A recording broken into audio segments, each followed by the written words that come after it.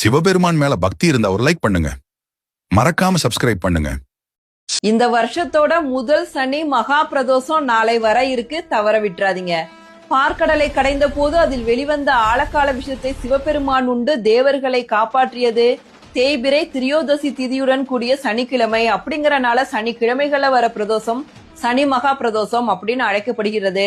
மற்ற பிரதோஷத்தை காட்டிலும் சனி மகா பிரதோஷம் பல மடங்கு பலனை அள்ளி தரும். பார்க்கடலை கடைந்த போது அதில் வெளிவந்த விஷயத்தை பார்த்த தேவர்கள் பயந்து போய் அபயம் வேண்டி சிவபெருமான்கிட்ட போறதுக்கு முன்னாடி முதல்ல நந்தி தேவரை தான் வழிபட்டனர்.